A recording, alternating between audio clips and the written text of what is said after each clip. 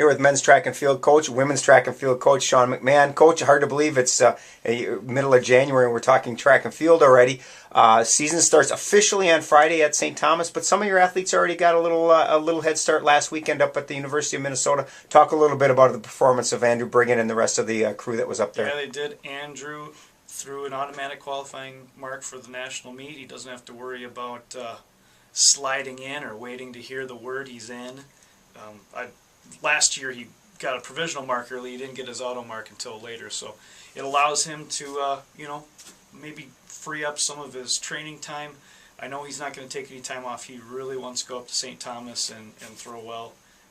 You may recall, or some of you know, that he's a transfer from St. Thomas, so it'd be pretty sweet to throw up there well. But again, last Saturday, David Feather and Peter Borash ran into 6th and 5th place all time on the 3,000 meters. Couple good starts from freshman John Souchere and Amy Spitzmuller ran 3K, and then Benton Cuttett went to 2:01 and change in the 800, his lifetime best indoors to start his senior year. So awesome. Obviously, a good start for them. Now everybody gets underway on Friday at St. Thomas. Talk a little bit about the teams this year. Talk about first against the men. We've obviously talked about Andrew and the success he had last year at Nationals, and now obviously going back to Nationals his senior year. But talk about some of the other athletes that we should be looking for this year on the guys' side. You know, there's quite a few, and I told our team in the team meeting the other night that it's exciting to do this to get ready for this because of the fall that I've watched everybody have. The cross-country team, especially the men, had a great fall, and to see what those guys are going to do, you know, coming off of that. So guys like David Feather, who he and Peter already have run well and are looking to do other things. And then we got a couple of young guys, Jake Traxler.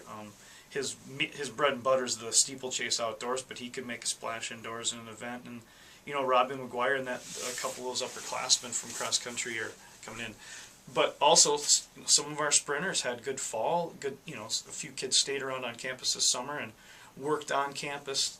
You know, got fit, got stronger, and it's just kind of fun to see what that work's going to do. John Kelly is one of the guys that I've got in mind. Jake Leckler had an awesome summer, and then from the women's side, of course, Sarah Harstad is an extremely talented kid, and I say kid, she's a senior. It's hard to believe that she's getting out of here after this, but you know, Nicole Heitman was barely a meter from nationals last year in the discus. She doesn't get an indoor chance right now, but yeah, it's exciting, and those upperclassmen want to make that conference meet and contribute. You know, Sarah's coming off an all-conference performance in the springtime outdoors. Mm-hmm. Very good volleyball player, so she's one of those two-sport athletes. How much does volleyball or another sport help some of these track and field athletes? I think it's huge. I don't think enough people are, you know, I guess I should say I think that dual sport, three-sport athlete, I think it's underrated.